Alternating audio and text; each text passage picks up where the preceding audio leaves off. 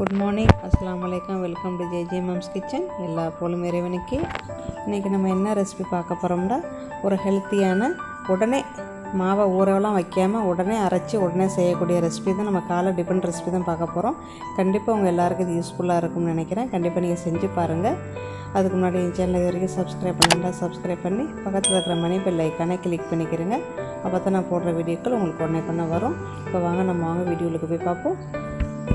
அரிசி 2 கப்பு ஊற வச்சுக்கிறேங்க. அதில் வந்து ஒரு பொடி அவல் போட்டிருக்கிறேன். சரியா? நம்ம எப்படி அப்ப மாவுலாம் செய்வோம் அதே மாதிரி தான். ஆனால் இதுக்கு தேங்காய் பூலாம் போட வேண்டியதில்லை.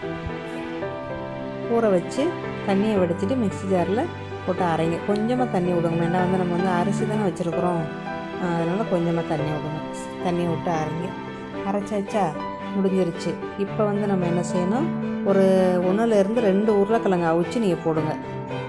சின்னதாக இருந்தால் 2 உருளைக்கிழங்கு, பெருசாக இருந்தால் 1 போதும். அவிச்சு வச்சுக்கிட்டு அதை போடுங்க. அப்புறம் உப்பு போடுங்க. இதிலே சோடா மாவும் ஒரு 1/4 ஸ்பூனை போட்டுருங்கம்மா. போட்டு நம்ம சுற்றிடலாம். நான் வந்து சோடா மாவு வந்து அப்புறம் தான் போடுறேன். நீங்கள் இப்போவே போட்டு அரைச்சிருங்க.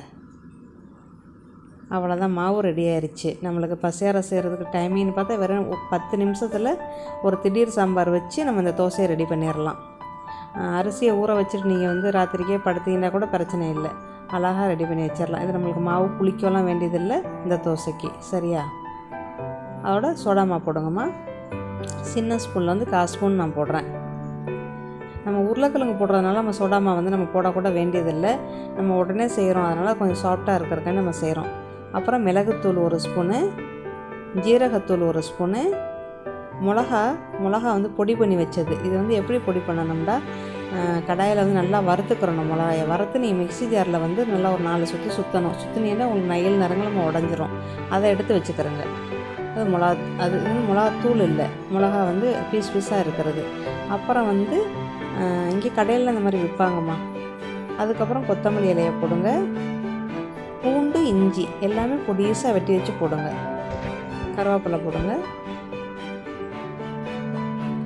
நல்லா கிண்டி விடுங்கம்மா. கிண்டி விட்டுட்டு அதுக்கடுத்து நம்மளுக்கு என்ன வெஜ்ஜு நம்மளுக்கு பிடிக்குமோ அதை நம்ம போட வேண்டியது. நம்ம வீட்டில் என்ன இருக்கோ அது. நான் வந்து கேரட்டு, தக்காளி, வெங்காயம், பீன்ஸு எல்லாமே கொஞ்சம் பீன்ஸுன்னு பார்த்தா ஒரு 4 பீன்ஸு, தக்காளி 1, வெங்காயம் வந்து ஒரு வெங்காயம் சிறுசாக இருந்தால் 1, பெருசாக இருந்தால் பாதி போடுங்க போதும். கேரட்டை வந்து ஒரு 1/4 தான் நான் எடுத்து திருவி வச்சுருக்கிறேன். சரியா? அவ்வளோதான். அதையும் போட்டு நல்லா கலக்கிட்டு இதுக்கு மேலே தோசைக்கல்லில் சூடு பண்ணி நம்ம வந்து தோசை செஞ்சிட வேண்டியது தான். இது ரொம்ப நல்லாயிருக்குமா. இதில் வந்து சீஸ் கூட நீங்கள் போடலாம். அப்புறம் வந்து சீனி கூட நீங்கள் போடலாம். சின்ன பிள்ளைகளுக்கு வீட்டில் சீனியை போட்டு கூட நீங்கள் வந்து சுட்டு கொடுக்கலாம். ரொம்ப நல்லாயிருக்கும். கண்டிப்பாக நீங்கள் ட்ரை பண்ணி பாருங்கள். அப்புறம் சும்மா ஒரு கலருக்காண்டி மஞ்சத்தூள் வந்து ஒரு 1/4 ஸ்பூன் போடுறேன். அவ்வளோதாம்மா, முடிஞ்சிருச்சு. நம்ம இப்போ அருமையாக இப்போ தோசை ரெடி பண்ண போகிறோம். நம்ம வந்து சட்னியோ சாம்பாரோ செஞ்சு சாப்பிட்டா ரொம்ப நல்லாயிருக்கும். இதுக்கு வந்து தக்காளி சட்னி நல்லாயிருக்கும். அப்புறம் கருவேப்பிலை துவையல் நல்லாயிருக்கும். அது 2 நான் ட்ரை பண்ணியிருக்கிறேன். அது ரொம்ப நல்லாயிருக்கும். கண்டிப்பாக நீங்களும் ட்ரை பண்ணி பாருங்கள்.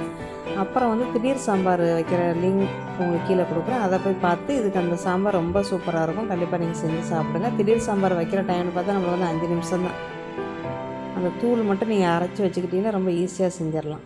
இந்த மாதிரி ஒரு தோசை ஆப்பையில் ஒரு ஊற்றி இப்படியே சைடில் இப்படி தட்டுங்க. அது வாட்டுக்கு அகன்றோம். அவ்வளோதான். வேறு நம்ம இழுவெல்லாம் வேண்டியதில்லை. முடிஞ்சிருச்சு. கீழே நல்லா கிறிஸ்பியாக நல்லாயிருக்கும். ஓரங்கள்லாம் நல்லா கிறிஸ்பியாக இருக்கும்மா. ரொம்ப நல்லாயிருக்கும். இது வந்து நம்ம வந்து உடனே செஞ்சு நம்ம உடனே அரிசியை ஊற வச்சு நம்ம உடனே அரைச்சி உடனே செய்கிறது தான். நீங்கள் காலைல பசியார செய்கிறதா இருந்தால் ராத்திரி ஊற வச்சுட்டு படுங்க. காலையில் எழுந்திரிச்சு அதை ஆட்டி விறுவிறுன்னு நம்ம வந்து ஒரு 10 நிமிஷத்தில் ரெடி பண்ணிடலாம்.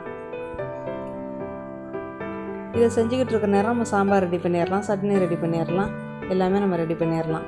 சாம்பார், சட்னி இதெல்லாம் செய்கிறதுக்கு அன்று ஒரு 10 நிமிஷம் ஆகும். அப்படி பார்த்தா உங்களுக்கு வந்து இந்த தோசைக்கும் அதுக்கும் உங்களுக்கு வந்து 15லேருந்து 20 நிமிஷம் கண்டிப்பாக உங்களுக்கு வேணும் ஒரு டிஃபன் செய்கிறதுக்கு. சரியா? அதுவே பழைய குழம்புகள் இருந்தால் அதை வச்சு கொடுக்கலாம்.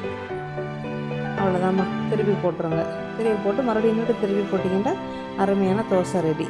நல்லா சாஃப்டான தோசைமா. நல்லா ஓரங்கள்லாம் நல்லா கிறிஸ்பியாக இருக்கும். கண்டிப்பாக நீங்கள் ட்ரை பண்ணி பாருங்கள். கலர்ஃபுல்லான தோசை எப்படி இருக்குன்னு பாருங்கள். நம்ம பீன்ஸு, கேரட்டு எல்லாம் போடுறோம். கோபிஸ் இருந்தாலும் நீங்கள் போடலாம். கோபிஸ் இருந்தால் அதையும் பொடிசாக வெட்டி எல்லாமே கொஞ்சம் போடுங்க. ரொம்ப போட்டுறாதீங்க. எல்லாமே கொஞ்சம் போடுங்க.